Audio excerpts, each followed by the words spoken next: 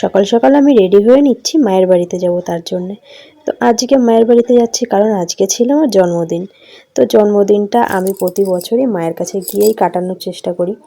কারণ মানে আমার কাছে তো একটা স্পেশাল দিন। আর আমার স্পেশাল দিনে আমি একটুখানি নিজেদের মানুষের কাছে একটু সময় কাটাতে চাই। হ্যাঁ, হয়তো তোমরা বলতে পারো যে শ্বশুরবাড়ির লোক কি নিজেদের? না, অবশ্যই তারাও নিজেদের, কিন্তু তারাও নিজের মানুষ, কিন্তু তাদের কাছে তো আমি সারা বছর থাকি। তো নিজের স্পেশাল দিনগুলো একটুখানি চেষ্টা করি মায়ের সঙ্গে গিয়ে কাটানোর। তাই জন্য প্রতি বছর আমি জন্মদিনটা সারাটা দিন মায়ের সঙ্গে গিয়ে কাটাই, আবার সন্ধ্যাবেলা বাড়িতে চলে আসি। তো সেইভাবেই সেই উদ্দেশ্যেই সকালবেলা আজকে ঘুম থেকে উঠে স্নান টান করে রেডি হয়ে চলে গেছি মায়ের বাড়িতে। তো এই যে দেখো মায়ের বাড়িতে চলে এসেছি, চলো গিয়ে দেখি এবার মা আমাদের জন্য কি রান্না করেছে। তো এখানে মা দেখো করেছিল মাশরুমের তরকারি করেছিল মা। আর এখানে হচ্ছে জামাইকে একটুখানি বাটিতে করে তুলে দিল, আর ওখানে হচ্ছে চিকেন। বলে ওই তো কলম শুভ জন্মদিন। তারপরে দেখো দুপুরবেলায় কিন্তু খেতে বসে পড়েছি। তো দিদিও এসেছিল দুপুরবেলায়।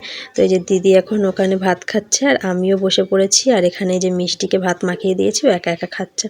তো দুপুরবেলা খাওয়া দাওয়া করে তারপরে আমরা একটুখানি বসে আমি আর দিদি আড্ডা মারছিলাম বলতে ঘরে দেখেছিলাম কিছু বাদাম রয়েছে, তো সেটাই আমি আর দিদি বসে বসে খাচ্ছিলাম আর গল্প করছিলাম।